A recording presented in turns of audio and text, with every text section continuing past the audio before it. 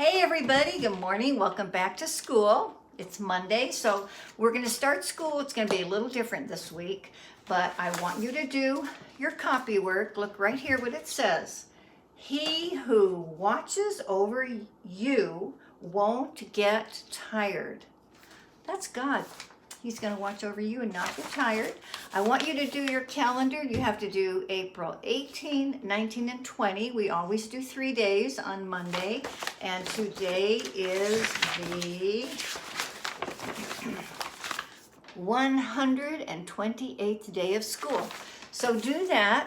Now I have some math problems and Julia is here today. Hi guys! And she's going to show you the problems. I'm just going to point them out to you. I'm not even going to do any teaching. So Julia, show them the doubles plus 1. That's our first section. Just point those out.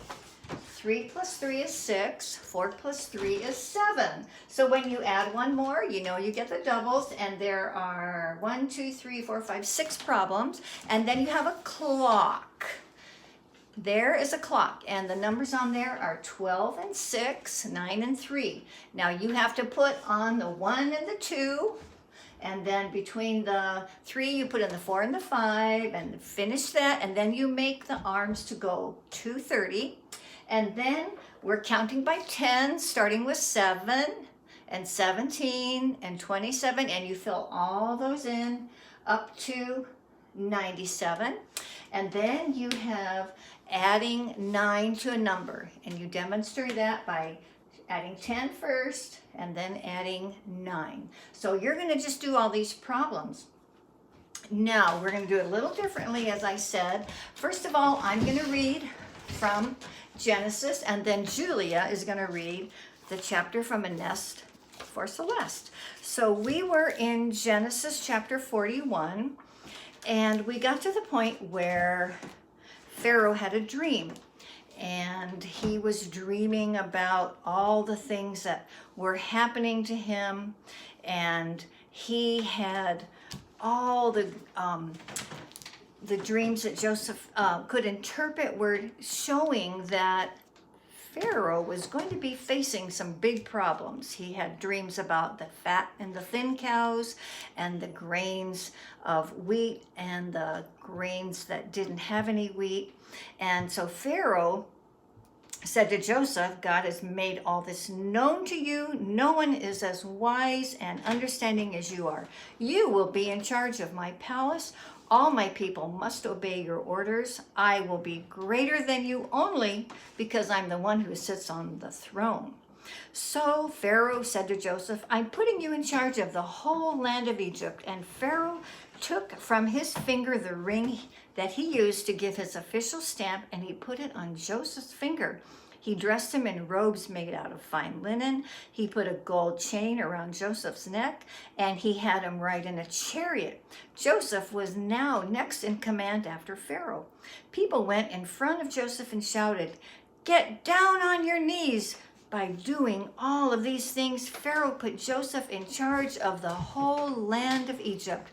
And then Pharaoh said to Joseph, I am Pharaoh, but unless you give an order, no one will do anything in the whole land of Egypt. Pharaoh gave Joseph the name Zaphanath-Paneah. He gave Joseph a wife. She was Asenath, the daughter of Potiphera. Potiphera was the priest of On, and Joseph traveled all over the land of Egypt. Joseph was 30 years old when he began serving Pharaoh, the king of Egypt. He left Pharaoh's palace and traveled all over Egypt. During the 7 years, there was plenty of food. The land produced more than the people needed, and Joseph collected all the extra food produced in those 7 years in Egypt. He stored it in the cities. In each city, he stored up the food grown in the fields around it. Joseph stored up huge amounts of grain. There was as much of it as sand by the sea. There was so much grain it couldn't be measured. So Joseph stopped keeping records of it.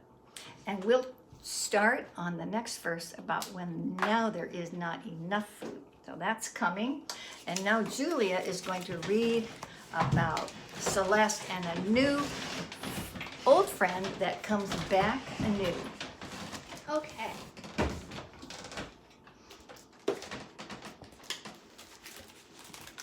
A friend returns. She slept for a long time. Life on the plantation continued its pattern. The mules pulled the rattling wagons to the field and back. The children and geese pecked at the chickens and geese pecked at bugs around the smokehouse. Meals were cooked, chores were begun and completed. Garden spiders wove webs and crepe myrtles. Bees visited the okra and squash blossoms. Verdean hoverflies darted among the rosemary and lavender and lemon balm in the herb garden. The live oaks sent long shadows toward the west, then to the east. Celeste finally awoke to the sound of shouting voices coming from downstairs. One of them she knew was Joseph's voice, and she scampered down the attic steps. Pausing at a knothole, she feared the cat might be lurking by. Light from an oil lamp glowed beneath Joseph's bedroom doorway. Loud voices mixed with a shrieking, screeching call and the sound of flapping feathers. "Tie him, quickly!" shouted a deep voice. She recognized it as Audubon's. "And tightly, here!" After more scuffling sounds, the room quieted. Celeste started across the hallway, then hesitated. "Ah, yes, he's a beauty," said Audubon. "Mr. Peary isn't a bad shot after all." Then she heard Joseph. "And he'll heal up fine. He'll be a great live model for Osprey painting." "Osprey!" Celeste thought in alarm. Audubon paused. "Yes," he said. "There is something about this one. He is spirit." Suddenly, the bedroom door swung open and Audubon and Joseph entered the dim hallway. "Once you've gotten the supplies we need in New Orleans, return straight back, Joseph," Audubon was saying. "If you leave tonight, you can be back by Saturday." "Yes, sir." "Leaving," thought Celeste. "Going away?" She felt panicky inside. Joseph glanced back into the room, searching for something. "Where did she wander off to?" he asked. Audubon arched an eyebrow. "Who?" "My little helper. Little one. She's disappeared. I put out some nuts for her, but she's gone." "Perhaps the cat got her." "No, she's much too keen for that to have happened, but I feel a little lost without her in my pocket. She's my companion, my friend." "Well, I'll keep an eye out for that little mouse. You get on your way to New Orleans." Celeste pressed against the wall, avoiding heavy shoes as Audubon and Joseph strode down the hall. Okay, you can turn it to yourself. There you go. She wanted to squeal and squeak and run after Joseph, but she hesitated, fearing the giant Dash, who trotted at their heels. They turned the corner, then clumped down the stairs, their voices dimming as they headed out the front door. Again, Celeste heard flapping noises from the bedroom, then the crash of an object falling and the pieces of something scattering on the floor. The flapping stopped. She peeked around the door. There, tied to the footboard of the bed, was a large brown and white bird.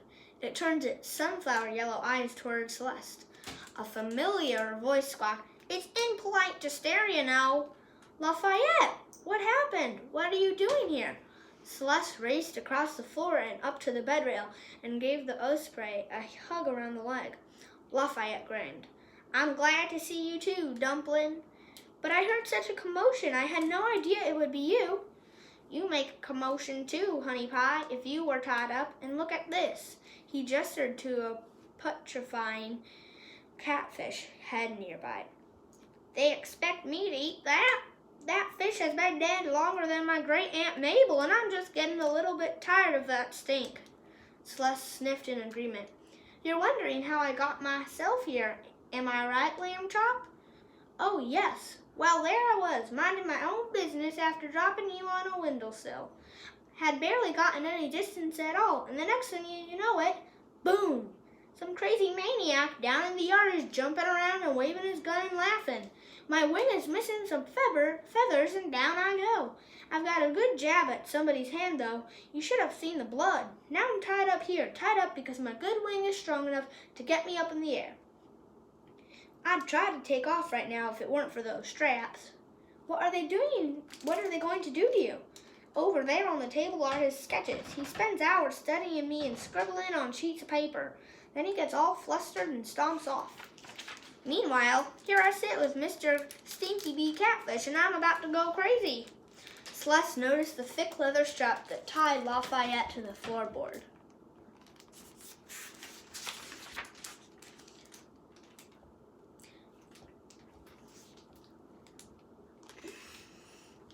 Perhaps I could chew through those, she said. The window's open. You could just fly out. You could do that? Of course. Excellent idea, Lafayette exclaimed. Start chewing, Sugar Pie. Celeste scrambled over and, sitting on Lafayette's left foot, began to gnaw. It was difficult. The leather strap was hard and tough. In half an hour, she was only part way through the strap. Just then, they heard a slam of a screen door downstairs and the heavy boots coming up the stairs. He's back, the Osprey sighed. The bigger one. I can tell by the footsteps. Celeste darted across the bed and leaped over to a nightstand hiding behind the wash basin. The tall, imposing figure of Audubon appeared in the doorway. He stood with hands on his hips, the thick shank of auburn hair hanging to his shoulders, studying Lafayette in the lamplight. Lafayette glowered back, sitting hunched and tense. He had had enough of this man who sat watching him for hours and hours, scratching lines on paper. We begin again, Audubon said, grabbing the supplies and sitting on a stool in front of the Osprey. From her hiding place, Celeste could see over Audubon's shoulder. His eyes were fixed on Lafayette. Pencil line after pencil line covered the large piece of paper. Over and over, the lines were erased and begun again. The room was hot. Audubon's face glistened with perspiration. Lafayette's anger slowly gave way to boredom. He sat on the bed rail, half asleep. Celeste watched Audubon's hand, fascinated. The way it glided and flowed across the paper reminded her of her own paw as it moved in rhythm when she was weaving. Suddenly, it stopped. The pencil fell to the floor as Audubon dropped his face into his hands and sighed with exasperation. His shoulders slumped. Mon Dieu, he moaned, my drawing is all wrong. He stood up, sheets of paper spilling off his lap. He paced the room several times, thinking, his chin in his hands. Perhaps, he said, contemplating Lafayette yet again, I need to pin your wings up, holding them in place, and then your head needs to be wired upright. I can make a better painting.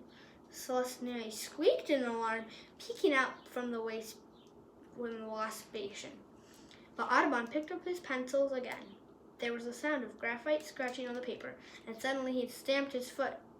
It's impossible! There is no life in this portrait. The Osprey might as well be dead and stuffed like a Christmas goose. The wings are folded like in its casket, and the eyes dull, the neck stiff, the feet, how do you say it, crooked? I cannot get it right. My paintings are as black and as lifeless as portraits of Monsieur and Madame Pierre in the dining room downstairs. There was clatter of pencils being thrown against the room as Audubon stormed out. The large piece of paper drifted to the floor, nearly sliding to the door. Celeste ducked a little closer into the shadows, but she could see the lines of a large bird drawn on the paper. Celeste studied the drawing. She had a plan. It worked before, and it could work again. And that is the end of chapter 27. All right. Now, boys and girls, I am going to do the next writing lesson. I know that you have been writing because you showed me that when we had our Zoom meeting. Today's topic is a beautiful tree. So Julia is going to do the writing. I'm going to switch it to her and I'm going to talk to her and you're going to see what she's writing. All right, Julia, you've written your name and your title on your paper and the date for 2020, a beautiful tree. So now you tell me something about a tree that you've seen outside this spring. Have you seen a tree outside? Yes. What kind of a tree did you see, or what did you see? I saw a pink one. A pink tree, and where did you see it? I saw it on a walk down on my block. Okay, so why don't you start that way? I saw a tree on my block when I was on a walk. Okay. So she's writing her first sentence. And Julia, as you can see, is left-handed. So we can't quite see her writing yet. Okay, she's gonna go to the next line. I saw a tree on a walk on my block. Now, what did your tree look like? It was tall and it had some pink flowers blooming all over it. Okay, why don't you write that? It was tall and it had some pink flowers blooming all over it. Okay, so boys and girls, you have another sheet of paper and the topic is a beautiful tree. Now, maybe you have a tree in your yard and maybe your tree doesn't have flowers. Maybe it has buds on it, or maybe you've seen a nest in your tree, or maybe you're going to go out now and look for a tree. All right. Now I'm going to have Julia stop and read what she wrote for us. I saw a tree on a walk on my block. It was tall with pink flowers blooming all over it. Okay, did you smell anything when you walked by that tree, or did you hear anything, or was there anything falling from it, Julia? I did see a robin close to the tree. It wasn't in it, but it was Okay, by why don't you say that? Was it on the ground or was it? Yeah, it was okay. on the ground by the tree. Okay, why don't you put that on? Go ahead and write that. And then I'm going to have you think about that tree some more. Are there lots of pink flowers or a few pink flowers? Or are the flowers little tiny flowers, maybe as big as your fist? Or are they really big flowers? What do you think about those flowers? Just keep going. They were little tiny flowers, like they had just turned from a bud to a flower. Okay, say they were little tiny flowers. And that's really all you have to say. Then I'm going to have you read it. Did you want to eat some?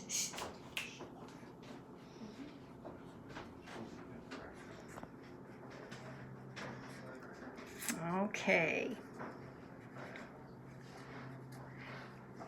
Now read your whole piece. A beautiful tree.